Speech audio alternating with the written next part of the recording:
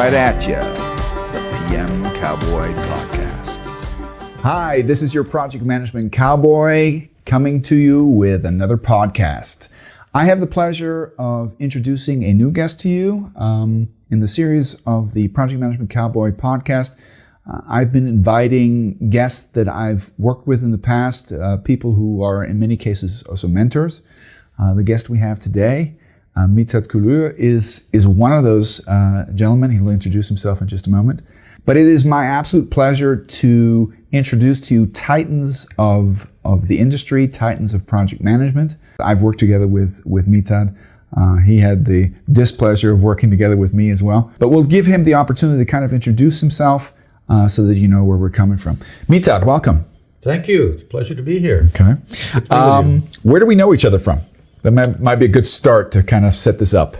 We met when I was doing a project in Nigeria, and I needed somebody to do training in project management.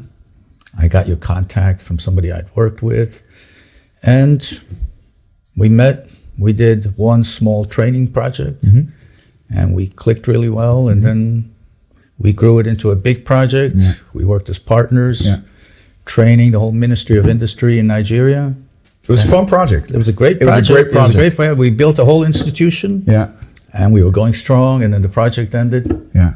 I kind of remember, I think what did we have? Close to 120 people that we trained, 2 different sessions? Yes, in about 3 different ministries. Yeah, and the purpose was for a large, actually project portfolio. It was more than a program. It was a large portfolio that had 4 different programs.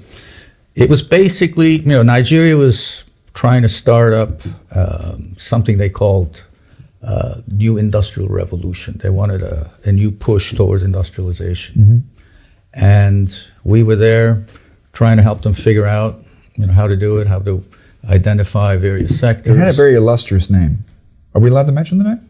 What? The name of the portfolio, the project? Go ahead.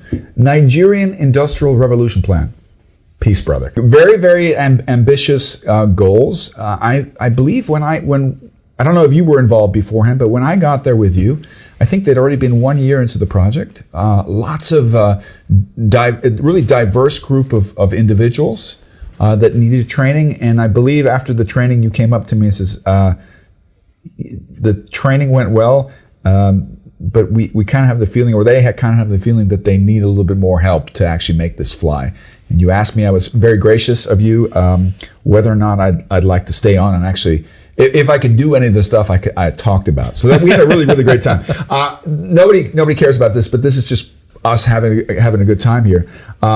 Besides learning a lot from you, because you were a mentor to me in many ways, lots of experience, and we'll talk about your experience in just a moment.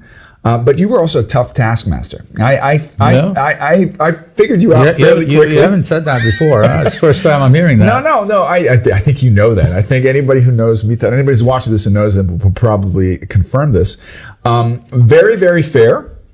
Okay, but tough as nails. And I kind of had the feeling if you don't live up to your expectations, life is not easy. But we had a great time. We had a good time. One of the highlights besides the projects that we worked on was that we used to always fly over Paris, remember?